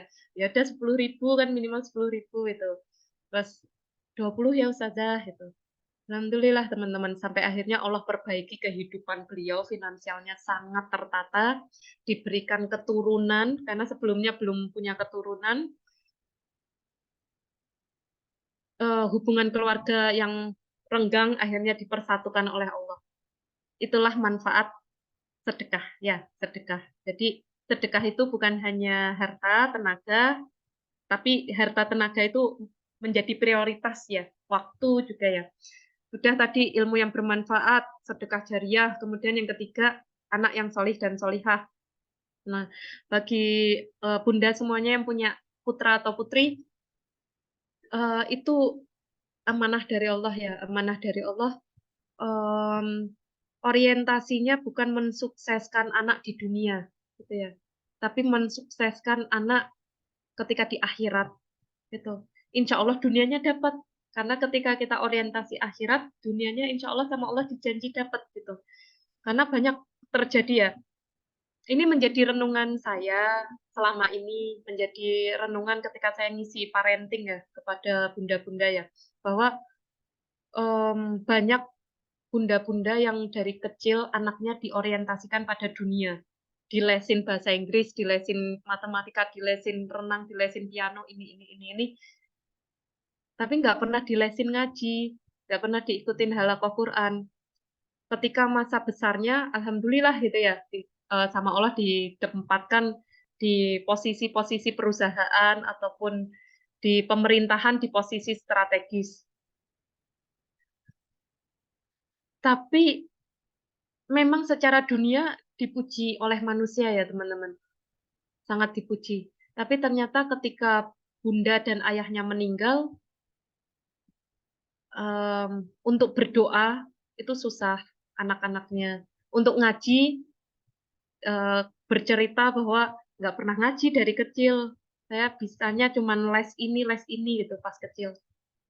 Saya ini ya kayak speechless gitu loh, speechless ya Allah. Izinkan nanti ketika Allah karuniakan putra-putri atau saya berdakwah kepada bunda-bunda, semoga saya bisa menyampaikan ya kepada bunda-bunda, memang nggak apa-apa kita ngelesin anak-anak di dunianya ya, di dunianya les matematika, pelajaran lain sebagainya, tapi diutamakan ngajinya. Jadi jangan sampai kita terlalu bangga kepada anak yang pulang sekolah bilang, Mami, Bunda, Umi, nilaiku matematika 100. Wah, Kita bangganya sampai bilang ke orang-orang tetangga-tetangga, anakku lo 100 gitu. Tapi ketika kamu sudah Al-Quran belum? Saya Iqra 1, itu pun dulu. Sekarang saya nggak ngaji lagi. Itu nyata teman-teman, itu nyata. Kan di Rukun Kids juga ada les, juga ada ngaji. Pertama saya ngajaknya bukan ngajak ngaji teman-teman di Rukun Kids. Karena ngajak ngaji pasti posternya tuh nggak ada yang minat. Gitu. Nggak ada yang minat kalau ngajak ngaji. Akhirnya apa? Di poster Rukun Kids itu saya tuliskan ngajaknya apa? Ngajak les. Dalam hitungan hari, 2 hari, 3 hari, langsung penuh teman-teman yang ikut les. Akhirnya ketika udah masuk les, saya sampaikan, kita juga ada kelas ngaji setelah les gitu. Oh iya ya gitu. Izin orang tua gitu. Jadi dakwah itu pun Masya Allah ya, terkadang kita balutkan dengan hal-hal lain gitu, teman-teman semuanya. Gitu. Memberi syafaat di hari kiamat. Kemudian yang berikutnya sebaik-baiknya manusia, seperti yang tadi ya, siapa yang mempelajari dan mengajarkan Al-Quran itu adalah sebaik-baiknya manusia. Cara mencintai Al-Quran. Yang pertama dibaca, tentu ya dibaca, kemarin sudah 1 juz sampai 5 juz. Kita punya jadwal ya teman-teman atau impian ya. Nggak harus nunggu 2024 untuk punya resolusi. Resolusinya setelah hari ini, setelah kajian ini, buat resolusi. Ya, nggak usah nunggu 2024 saya mau bikin resolusi A, B, C, D, E. Kelamaan, teman-teman. Nanti setelah malam ini. Resolusinya apa? 1 bulan tilawah 1 juz. Tuh. Kemudian yang kedua, ditadaburi. Ditadaburi itu dipelajari. Saya selalu sampaikan pada santriwati rukun, jangan sampai kita khatam Arabnya, ayatnya, berkali-kali, tapi kita belum pernah khatam artinya. Gitu. Khatamin artinya. Susah Ustazah, banyak banget gitu. Kita dari kecil, TK, SD, SMP, SMA, kuliah, S1, S2, S3, kan kita disuguhi tulisan terus. Itu kan kalau dijumlahkan bisa tebal sekali. Al-Quran kan hanya nggak tebal-tebal banget, teman-teman. Jadi dibaca, ditadaburi, fokus. Biasanya apa ya, teman-teman, ini kita ada di rukun biasanya target bulan Ramadan ya. Bulan Ramadan kita khatam juz 1 sampai juz 30 artinya. Kalau kataman ayat bagi saya insya Allah teman-teman udah bisa 2 kali, 3 kali. Tapi khatam artinya 1 kali itu kayak perjuangan banget. Gitu. Kemudian yang ketiga dihafalkan. 1 hari 1 ayat nggak apa-apa. Makanya di rukun ada program One Day One Ayat. Yang keempat diamalkan. Tentu diamalkan apa yang sudah dipelajari. Yang kelima diajarkan. Teman-teman yang di sini belum mengajarkan Al-Quran karena masih minder ataupun apa, insya Allah di rukun siap gitu ya mengajarkan teman-teman ya. Nanti materi-materi juga bisa ambil dari rukun. Kemudian cara atau metode ambil dari rukun enggak apa-apa. Kita sangat welcome teman-teman. Biasanya misalnya Ustazah kami minta ini PPT-nya pembelajaran gimana? Oh boleh, nggak apa-apa gitu. Nggak apa-apa, yang penting tetap dicantumin itu rukun ya. Gitu. Terus saya mau ngajarin di anak-anak TPA saya Ustazah, ya nggak apa-apa gitu. Ajarkan gitu. Nah, ini kunci meneladani pahlawan dengan menjadi pejuang Al-Quran. Yang pertama ikhlas. Ya, ikhlas. Jangan sampai kita ada pengharapan selain lillahi ta'ala. Ya, selain lillahi ta'ala itu jangan sampai teman-teman semuanya. Ada maupun tidak ada orang, kita tetap baca Al-Quran. Ada maupun tidak ada Al-Quran, kita tetap ngafal Al-Quran. Ada ataupun tidak ada orang, kita tetap ngafal Al-Quran. Gitu. Jangan sampai sebaliknya. Ada orang, kita tilawah terus. Nggak ada orang, males. Kita yang sesungguhnya ketika kita sendirian loh. Gitu.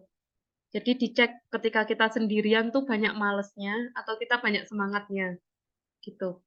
Kemudian yang kedua menjauhi maksiat, minimalisir maksiat ya. Minimalisir sekali. Banyak istighfar, Yang ketiga, perbaiki akhlak. Keempat, punya guru. Harus punya guru. Jangan otodidak ya kalau belajar Al-Quran. Gitu. Makanya di rukun di sini tuh memfasilitasinya dengan guru-guru yang sudah kompeten di bidangnya dan berpengalaman. Yang kelima, memuliakan guru. Ini teman-teman kalau bisa di rumahnya itu ada kitab namanya Ta'lim Muta'alim ya. Dicatat ya, nanti beli kitab namanya Kitab Ta'lim Muta'alim. Kitab Ta'lim Muta'alim itu apa? Kitabnya pejuang ilmu. Ya, pejuang ilmu. Jadi nanti tahu memuliakan buku, pembelajaran tuh gimana, memulai belajar tuh gimana, ada adabnya semua. Pada guru gimana, ada adabnya semua. Terkadang dengan kita menerapkan adab, adanya keberkahan. Ridhonya guru akhirnya memudahkan ilmunya itu masuk. Yang keenam, mencari lingkungan. Ini harus sekali ya teman-teman. Alhamdulillah teman-teman masuk ke grup, jadi diinfokan terus ya, ada kajian nih, ada kelas nih. Gitu. Yang ketujuh, mencari waktu. Ya, mencari waktu. Jangan sampai kita sisakan waktu. Ya, jangan sampai Al-Quran itu adalah waktu sisa. Jangan sampai Al-Quran itu waktu sisa. Tapi Al-Quran itu adalah waktu yang kita sudah prioritaskan di depan. Bukan kita akhirkan ya. Gitu. Di depan kita atur 1 minggu, saya belajar Al-Quran itu hari Rabu dan hari Ahad, malam, tahsin. Selasa dan Kamisnya saya setoran hafalan. Jumatnya saya murojaah. Sabtunya saya ini. Seninnya saya ini. Gitu. Jadi tiada hari tanpa Al-Quran. Gitu. Ibaratnya Al-Quran itu adalah nafas kita gitu teman-teman. Ketika kita nggak ngeluarin nafas untuk tilawah rasanya sesek banget gitu. Kita itu motivasi dari guru saya. Ibaratkan itu kayak nafas. Jadi ketika kamu 1 hari belum baca Al-Quran sesek rasanya. Harus baca Quran lagi. Kayak gitu. Mungkin itu teman-teman ya meneladani pahlawan dengan menjadi pejuang Al-Quran. Semoga termotivasi. Saya terbuka dengan diskusi. Saya mohon maaf jika ada kesalahan. Wassalamualaikum warahmatullahi wabarakatuh.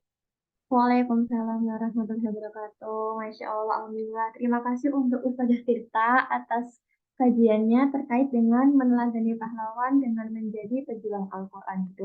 Tadi Ustazah Tirta setelah menyampaikan nih pahlawan-pahlawan yang ada di zaman Rasulullah gitu, baik dari Umar bin Khattab, kemudian ada juga kisah dari Abu Darda, dan juga Ustazah Tirta sedikit menyinggung terkait dengan Raden Ajeng Kartini gitu, pahlawan yang asli asal dari Indonesia gitu. Kemudian lanjut pada sesi berikutnya yaitu tanya jawab gitu. Bagi ukti-ukti semua yang ingin bertanya terkait dengan materi kajian pada malam hari ini bisa untuk raise hand ataupun menyampaikan pertanyaannya melalui kolom komentar seperti itu. Baik, apakah ada yang ingin bertanya? Oke semua di sini.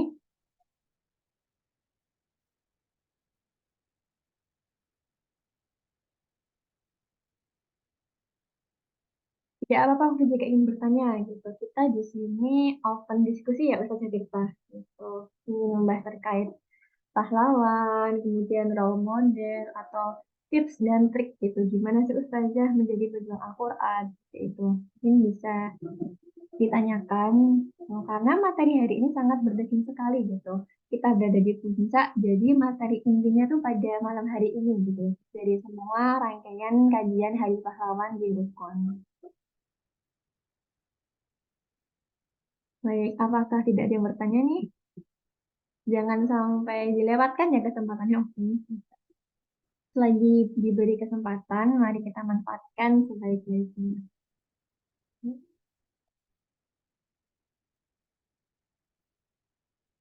Oke, mungkin karena tidak ada yang bertanya, boleh saya lanjut ke acara selanjutnya, Ustazah? Ya, Alhamdulillah. Semoga tadi PPT-nya kan udah lengkap ya, insya Allah. Baik, Nanti bisa disimak lagi di rekaman YouTube-nya. Insya Allah kita akan upload ya, Uti Juan ya. ya, Tuh. insya Allah. Nanti kalau ada yang mau sharing-sharing juga Ustazah terbuka ya untuk para santriwati rukun dan semua muslimah di sini. itu kita ke acara berikutnya. Ustazah, mohon maaf kalau ada kesalahan dan terima kasih sudah ikut kajian. Semangat selalu. Saya akhiri, saya salam lagi ya Uti Juan ya. Nanti dilanjut ke doa dan juga penutupan. Wassalamualaikum warahmatullahi wabarakatuh. Waalaikumsalam warahmatullahi wabarakatuh. Masya Allah. Terima kasih kepada Ustaz Barakallah. kita. Kemudian kita lanjutkan nih setelah serangkaian acara kita mulai dari live Instagram, kemudian kita ada kajian Quran dan ada khataman Al-Quran. Pada puncak malam hari ini kita akan mengandalkan doa bersama. Gitu. Doa bersama kali ini akan dibersamai oleh Ustazah Anda. Apakah Ustazah Anda sudah siap? Insyaallah, alhamdulillah sudah siap Ustazah. Insya Allah, alhamdulillah. Baik, kepada Ustazah Anda saya persilahkan. Baik. A'udzu billahi minasyaitonir rajim. Bismillahirrahmanirrahim.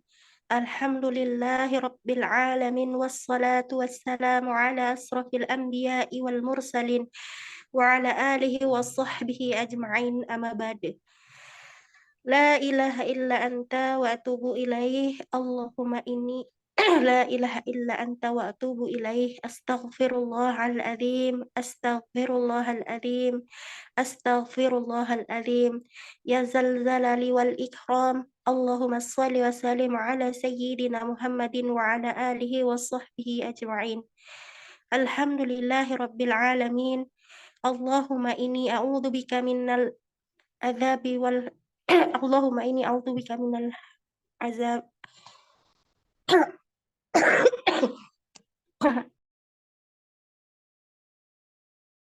A'udzubika minal azabi jahannam wa min azabil qabri wa min fitnatil mahya wal mamati wa min syarri fitnatil masihid dajjal. Allahumma ya ghaniyu ya karimu ya dzal fadlil azimi wasi'al ata'i wal karam. Allahumma aghnini bihalalika waghfini bifadlika aman siwaka. Allahumma firli wali walidayya warhamhuma kama rabbayani saghira.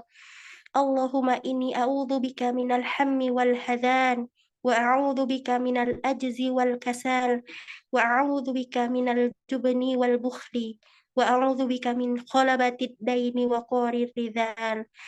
Ya Allah, ya Rabb, ampunkanlah kami ya Allah. Ampunkanlah kami ya Allah. Ampunkanlah kami manusia yang penuh dan berlumur dosa ya Allah.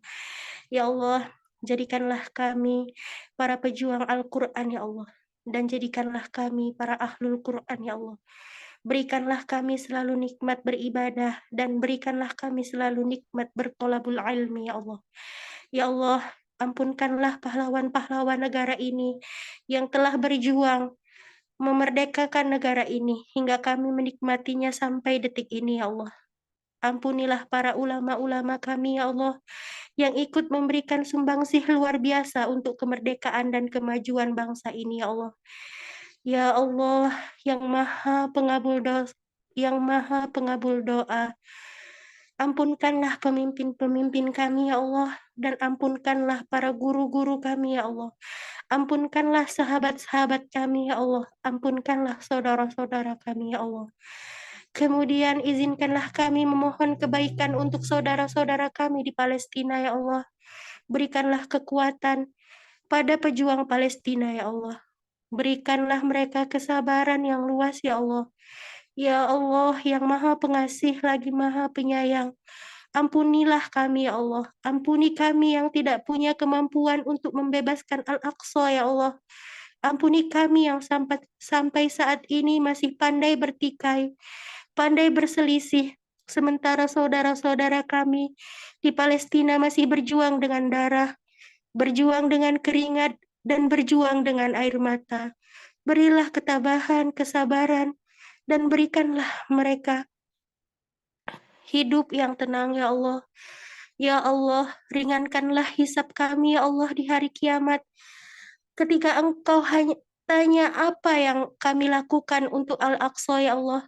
Dan kami hanya mampu berdoa yang terbaik untuk mereka ya Allah. Saudara-saudara kami, para pejuang di Palestina ya Allah. Ampuni kami ya Allah, ampuni kami ya Allah, ampuni kami ya Allah, yang masih saja abai dengan keadaan saudara-saudara kami di sana ya Allah. Ya Allah, ampuni kami yang hanya bisa memberikan doa dari jauh di negeri Indonesia ini. Sampaikanlah doa kami ya Allah, terimalah doa kami ya Allah. Berikanlah mereka hidup yang layak ya Allah. Berikanlah mereka tidur yang nyenyak ya Allah. Agar apa yang kami rasakan di sini bisa mereka rasakan di sana ya Allah. Rabbana zalamna anfusana wa illam taghfir lana wa tarhamna lanakunanna minal khasirin. Rabbana atina fid dunya hasanah wa fil akhirati hasanah wa qina adzabannar. Alhamdulillahi rabbil alamin. Amin amin ya rabbal alamin. Assalamualaikum warahmatullahi wabarakatuh. Waalaikumsalam warahmatullahi wabarakatuh. Wabarakatuh. Terima kasih kepada Ustazah Anda telah membersamai kita untuk doa bersama di malam puncak kajian Hari Pahlawan ini. Nah, selanjutnya, baik sebelum ke penutupan, izinkan saya untuk menyampaikan sedikit informasi ya, semua di sini, bahwa dari Rumah Quran Nur Hidayah melakukan kolaborasi dengan salah satu komunitas itu. Nah, kolaborasinya apa? Yaitu kita mengadakan menghimpun galang dana gitu untuk Palestina gitu. Mungkin bagi ukti semua yang berkenan untuk berinfak atau sedekah untuk Palestina bisa disalurkan bisa disalurkan melalui Kita Peduli Palestina melalui link berikut gitu. Karena di sini kita ada kolaborasi tidak hanya dengan Rukun, tetapi juga ada beberapa komunitas atau yayasan lainnya. Gitu. Dan kemudian izin mengingatkan kembali bagi ukti yang berminat mengikuti kelas tahsin dan tahfidz malam ini pendaftaran terakhir ya. Jadi jika ingin berkenan, silahkan nanti bisa menghubungi admin. Untuk di semua bisa menghubungi admin yang tertera untuk dibantu dalam pendaftaran kelas tahsin maupun kelas tahfidz. Gitu. Baik, terima kasih atas kesempatannya. Nah, sebelum kita tutup, mungkin kita bisa untuk dokumentasi atau foto bersama terlebih dahulu gitu. Bagi ukti semua, mungkin bisa dipersiapkan untuk on-cam sebentar saja karena kita akan mendokumentasikan acara pada malam hari ini. Mungkin saya tunggu beberapa saat dulu.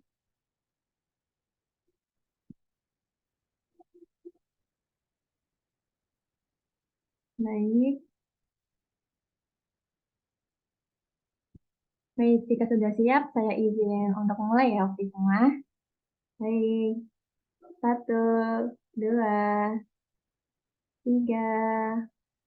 Dan sekali lagi untuk yang slide 11, sebentar. Baik, 1, 2, 3. Masya Allah, Alhamdulillah. Baik, saya ucapkan terima kasih kepada ukti semua yang udah hadir pada malam hari ini. Terima kasih juga telah mengikuti serangkaian acara Rumah Quran Hidayah dalam rangka Hari Pahlawan, mulai dari live Instagram, kajian dan juga khataman Al-Quran. Dan terima kasih juga untuk Ustazah Tirta gitu telah menyampaikan kajian pada malam hari ini. Dan terima kasih kepada Ustazah Anda karena telah memimpin doa pada malam hari ini. Saya ucapkan terima kasih banyak kepada teman-teman semua pada malam hari ini. Dan sebelum menutup kajian pada malam hari ini, mari kita membaca istighfar sebanyak-banyaknya. Kemudian membaca hamdalah. Alhamdulillahirabbil alamin dan juga doa kafaratul majlis. Subhanakallahumma wa bihamdika asyhadu an la ilaha illa anta astaghfiruka wa atubu ilaik. Sekian dari kami Rumah Quran Hidayah. Saya tutup. Wassalamualaikum warahmatullahi wabarakatuh. Waalaikumsalam warahmatullahi wabarakatuh. Subhanallah.